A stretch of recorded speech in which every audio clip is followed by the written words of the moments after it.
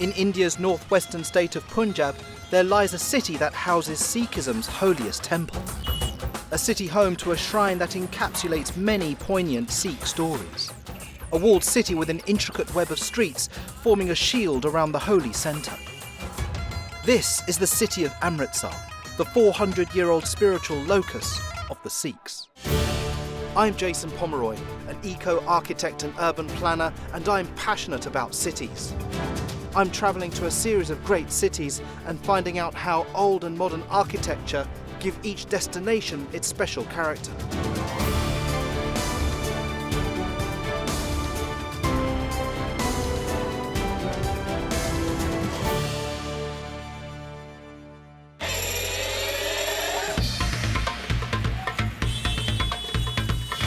Amritsar was founded by the fourth Sikh Guru, Guru Ramdas, in 1574 on land he had purchased for 700 rupees. Present-day Amritsar has the same hyperactivity that characterises most other Indian cities. Commercialisation and urbanisation have staked their claims on the city. But across a tangle of railway lines, Amritsar's old walled city retains the flavour of a bygone era, with narrow streets, ancient trades and many significant historical sites. I've arrived in Amritsar, the spiritual centre of the Sikh faith, and it's really quite a remarkable place. My first findings and feelings about the crowded organic streets standing in stark contrast to the Golden Temple. This truly is the spiritual centre, and I'm certainly looking forward to this journey whereby I'll be exploring how the Sikh faith has adapted to the architecture, and certainly how the architecture has similarly informed the Sikh faith.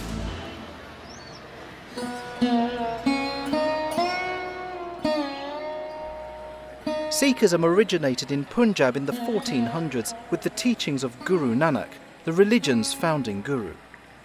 Under the leadership of 10 successive gurus, Sikhism has grown to become the world's 5th largest organised religion today. Punjab is the only state in the world with a Sikh majority. The Golden Temple stands at the heart of Amritsar, and it is the holiest of Sikh Gurdwaras. Gurdwara is a Punjabi term meaning gateway to the Guru, and it is what the Sikhs call their place of worship. More people visit this holy site than the Taj Mahal. I'm meeting Dr. Mahal, a native of Amritsar and an expert in Sikh culture. He will guide me through my first ever visit to a Sikh shrine.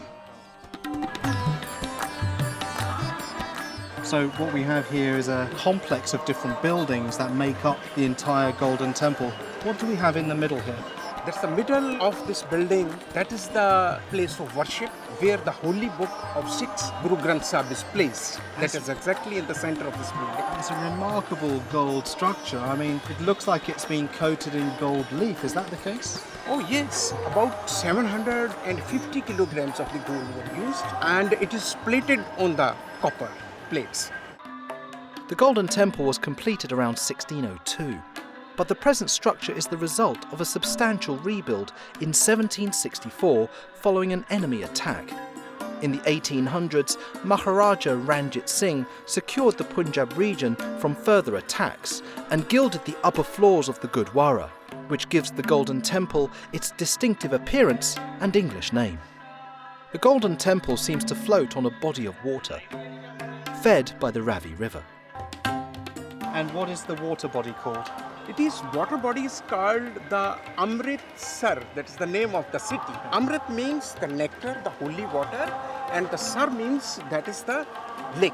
Tell me a bit about the bridge. Yes, the lakhs of the people every day come and bow the head that they have the belief that just crossing the bridge, that is 60 meters distance to the main holy place, they and feel that we are Gurudwara. We are just entering the door of the Guru's place. Interestingly, the Golden Temple reveals architectural features that are drawn from other faiths. What I also notice is that the architecture looks like a fusion between Islamic and Hindu elements, and yet this is a Sikh temple. Why is that? Sikhs came into existence just 550 years ago. The Islam came into existence 1400 years ago, but the Hindu culture is a long since the ages. The structures built during the Hindu time and the structure built by the Muslims and the Islamic people, yes, there is a certain ideas drawn from both the culture. The 4 entryways into the complex emphasise acceptance and openness, because Sikhism welcomes all, regardless of caste, creed or gender. But Mughal aggression had forced the Sikhs to take up arms. By the late 1700s, the Golden Temple had been attacked by invaders no less than 7 times. Ranjit Singh, the Maharaja, was quite a notable military genius. So was he sort of instrumental in trying to create a Sikh culture that was almost warrior-like? Yes, actually he followed the path of Guru Gobind Singh, the 10th Guru of Sikhs, and he built the army of Sikhs, the Khalsa army, and the Khalsa army was the main to fight against the Mughals and also the British. In 1699, Guru Gobind Singh founded the Khalsa, a disciplined community that combines its spiritual purpose with political goals and military duties. A 3-storied religious fortress, Ramgarhia Bunga, watches over the Golden Temple. It was built by Jassa Singh Ramgarhia in 1755 to house a defending force of Khalsa leaders in the temple compound. From the 2 towers, about 150 feet high, enemies approaching could be spotted from afar. If they were not undergoing restoration work, these towers would now serve tourists seeking a panoramic perspective. So tell me a bit about these towers. There was a Sikh general called Jassa Singh Ramgarhia. So he was given the responsibility to protect the premises from the invaders. Then they built this building and these were the watchtowers. They used it as a fort. There is a certain points you can just fire the. So these are for surveillance and for the security. It really does feel quite fortress-like. Ramgarhia Bunga was constructed mainly with small, kiln-fired bricks set in lime plaster and mud mortar. Along with masonry arches, the design includes 44 engraved pillars of marble and red sandstone. The facade is decorated with delicately chiselled patterns. You know, I guess nothing could really prepare me for the sights of the Golden Temple, because when you're actually outside, what you're faced with is nothing more than a marble forecourt and this staunch, big, white wall. But step through the gates and what you then get to see is this glimmering gold pavilion floating on the holy water. For me, this is really quite remarkable. It's full of symbolism. And the fact that the Golden Temple is offset by a backdrop that relates to Islamic and Hindu architecture is really quite fascinating. You can see the Islamic and the Hindu elements in the onion-shaped domes, in the colonnaded walkways, and we can see that heritage of a warrior class in the fact that this is almost fortress-like, with 2 towers presiding over the city. All in one site, you have a city within a city, a religious complex, but also a fortification. Up next, I visit the tallest Gurdwara in Amritsar that is rich with many poignant Sikh stories.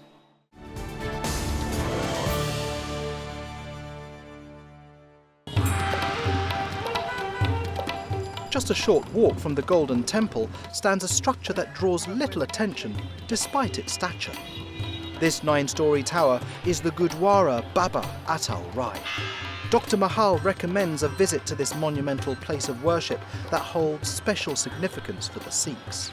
Why is this so important? It's a 200 years old building and this is the tallest building as a Gurdwara in the history of the Sikhs. And because this is centuries old building, right, and its structure is a lime structure. No concrete is used, no steel is used, wow, and this is the wisdom of the architectural scientists amongst the Sikhs. Wow. And this is one of the greatest and tallest Gurdwaras in the Sikh history.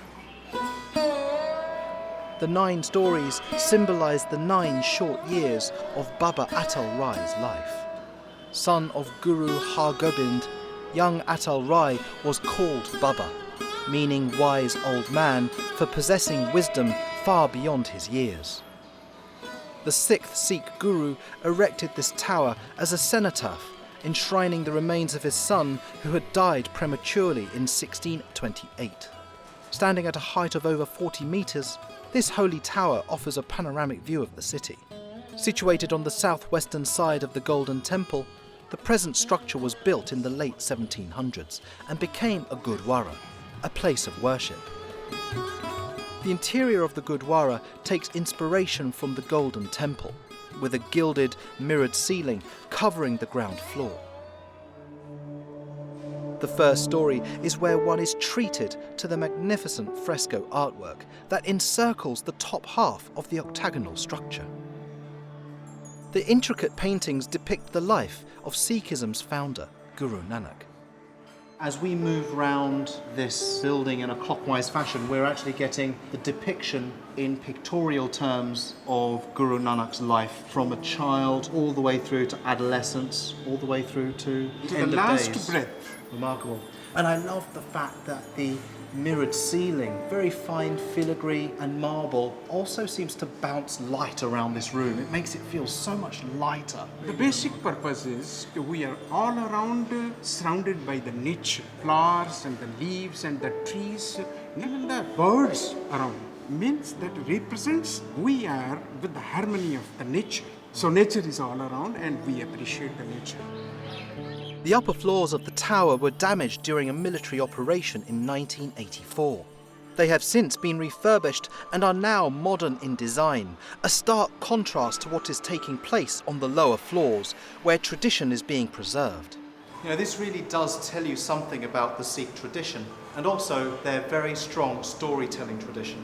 But for me, this is just simply framework. This is actually framing something far more important that we can see over here. This wonderful arch with the symmetrical painting of flora and fauna, even peacocks, the national symbol of India, similarly depicts Guru Nanak's life, but is actually flanked by 2 military generals, warriors almost presiding over this archway in protection of what lies within. This is the inner sanctum. This is the sanctuary for the holy book. The Sheesh Mahal, a beautifully gilt golden interior, demonstrates the opulence and the importance of this central space within the building. Due to the current restoration work in the tower, the holy book has been moved to an adjacent hall.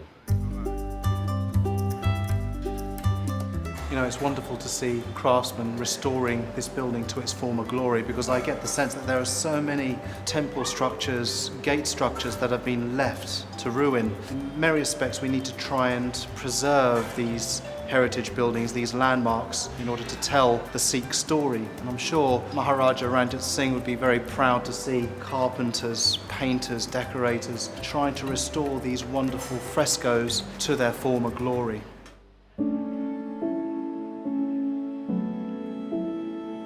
I find it quite remarkable that here we are in almost this oasis, this peacefulness, if you will, with wonderful lush gardens and water. That is a remarkable difference to the throng of the Golden Temple, where many millions of people arrive every day just to worship. But this in itself tells a remarkable story and is actually a wonderful example of Sikh architecture that almost appears to be forgotten. When we return, I navigate the narrow streets of old Amritsar and examine the fortification of this ancient city.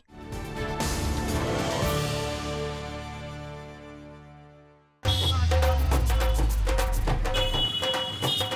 grind of modernisation has not erased Amritsar's heritage. The old walled city is Ramdaspur, named after the founder, Guru Ramdas. Encircled by 12 city gates, intricate networks of narrow streets crisscross within. Dr. Mahal wants me to experience what life was like here centuries ago. This seems to have grown organically over time. That's why these narrow alleyways are so chock-a-block full of these rickshaws, auto rickshaws, motorcycles, and the cacophony of the noise is just a bit much. This is the most congested area of Amritsar and very close to the Golden Temple. This place is called the Katra Ahluwalia. Yes. Katra means the small fortress. Fortress, okay. During the ancient times, the Golden Temple was protected by the Sikh, rich and Sikh generals, and Ahluwalia, Jassa Singh Ahluwalia is one of the generals. Right. And he, and along with other rich and mighty Sikhs, they surrounded the whole Golden Temple along with small fortresses. This is a prime example of a fortified city. Golden Temple, this jewel, surrounded by a fortress wall, which is then surrounded by a donut of trade, commerce, living, working, playing, and then a further wall that encapsulate that. How did this come about? I mean, was Amritsar always an opulent trading environment, or were people invited here? During the Guru's time and afterwards Maharaja Ranjit Singh, they invited the prestigious businessmen from the Rajasthan and other parts of India to settle down over here so that this place can be converted into one of the big business places. So the success story of Amritsar isn't just about the Golden Temple as being the center of the Sikh faith. It's also about the openness of the Maharaja Ranjit Singh and some of the gurus to invite India into Amritsar to make it an important trade and commerce hub. Along with narrow streets, the katras, or dwellings that functioned as fortresses in wartime, seem to have been frozen in time. So these bricks are how old? These are more than 200 years old, and this is a slightly bigger size, and this is almost 150 years old. So you can actually read the age of the buildings just by looking at the brick That's the size. size of the bricks. So this is the older part of the city, Older and then part. this is the newer part of the city. This is a walk back in time, as one witnesses traditional trades being practiced in the same place and manner as they have been done for centuries. Amritsar was known for trading in the tea and the shawls. Okay. Shawl means the silk. The silk were brought from the Kashmir over here, Yes. and this was the main trading center that exported to all around means in India, the old India. Shawls, silks, teas were very important in the trade and commerce taking place in Amritsar. Yes. When the Sikhs invited merchants into the walled city to set up businesses, trade and commerce flourished. But Sikhism had taken on a militant character against Mughal aggression by the late 1600s, and the walled city remained vigilant with an emphasis on defence. The walls may no longer demarcate the city's boundaries, but the gates stand as reminders, either in its refurbished form or as signposts. Dr. Mahal, this to me does not look like Sikh architecture. This to me looks like British colonial architecture in the form of the crenellations at the top, the Gothic arches, the red brick, and that sort of central clock. Tell me a bit about this history. This gate, named Hall Gate, was structured during the British times. So it was the case. So as far as the name is concerned, it's Hall Gate. This road leads exactly to the town hall. Okay. And there was a very important community hall called Temperance Hall. We were hard pressed to find original features in any of the 12 gates that surround the walled city. The structures still standing have mostly been modified by the British, who had made their presence felt in Amritsar in the latter half of the 1800s. There is but one gate that still reflects the ancient city's Sikh heritage. Now this gate looks remarkably different to the other gates that we've seen that have been left as almost relics to the British colonial time. This is called the Rambagh Gate. Ram means the name of Guru Ramdas. Yes. And there is a Rambagh garden that is known as a summer palace of Maharaja Ranjit Singh. He used to spend his summers in this garden, and this gate that faces to the Rambagh gardens too, that's why it was called the Rambagh Gate. So basically the 12 gates that take place around the city each have a particular character and identity driven by the function within the city. So your Lahori gate is on the road to Lahore. Your Hall gate is located in a position to characterize the town hall. And here, Rambagh Gate is speaking of the reference point, which is the Rambagh Gardens and the Rambagh Palace by Ranjit Singh. So what would have taken place behind this gate? Behind this gate was the small fortress, and it had a Sikh army, Khalsa army, to protect the Golden Temple, because many invaders invade the Golden Temple before Maharaja Ranjit Singh. And once he renovated the Golden Temple, he was very much aware to protect, because a lot of money was spent to restructure,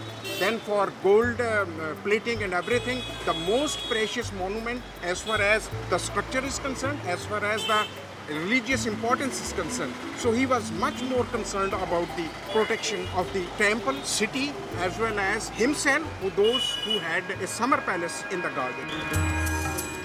The original walls that encircled the city are elusive, but I've made an interesting discovery. Some new buildings have cleverly incorporated the old city walls into their facades. What I particularly love is this building here, because it almost references back to the past as well. Not only is it a new residential development, but you see these little quarters of bricks. Well, they're actually kiln-fired tiles that are the same size as the bricks 200 years ago, but it's actually created quite a remarkable architectural composition. For me, it's a certain sense of cultural sensitivity in and amongst the chaos of the streets. Amritsar has been the spiritual capital of the Sikhs for over 400 years. This fortified city, with its network of chaotic streets that have grown organically around the Golden Temple, was developed in most parts to serve its spiritual centre. With the preservation of Sikh heritage and ideologies in both architecture and culture, Sikhism will undoubtedly continue to flourish in this city of the Holy Lake.